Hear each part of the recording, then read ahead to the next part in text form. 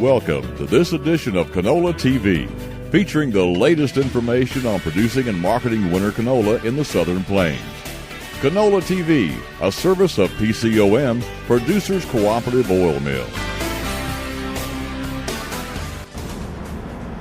Howdy neighbors, welcome to Canola TV. We've got Heath Sanders with us today from PCOM. And Heath, you've been out looking at some of the canola fields right now here mid-March. Tell me what you're seeing so far. Well, Ron, as you know, we've been extremely dry this year in Oklahoma.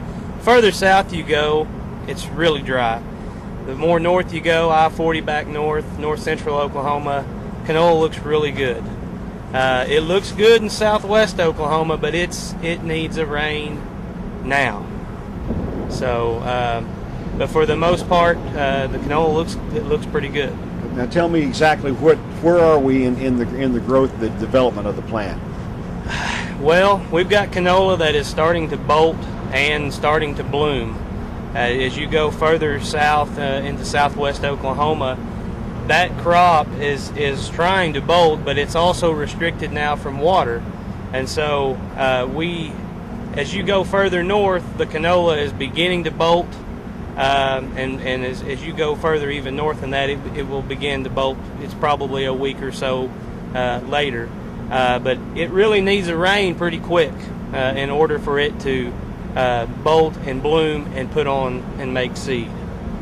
At this point, if we should get some rains, we're obviously praying for some rain, but if we get rain, what are the prospects you think for this crop this year? Well, we're definitely not too late. I think if we get a rain within the next week to 10 days, that we still have potential to still make a pretty good crop in southwest Oklahoma.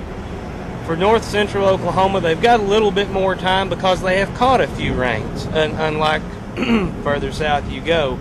But definitely, in order to make a halfway decent crop, we're going to have to start getting some rain pretty quick.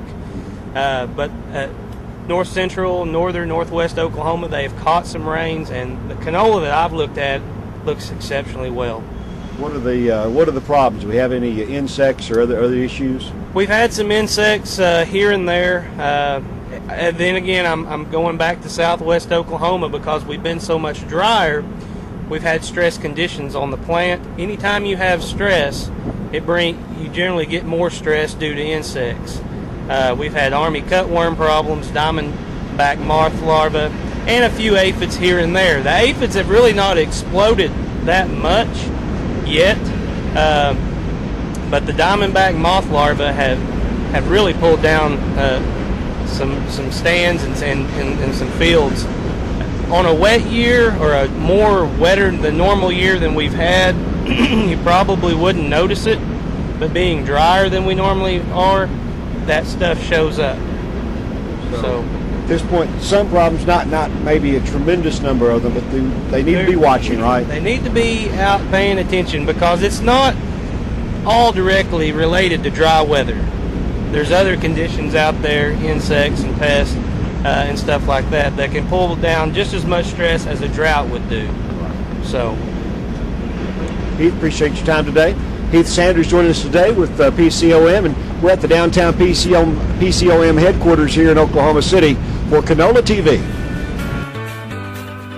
Canola TV, a service of PCOM and produced by OklahomaFarmReport.com.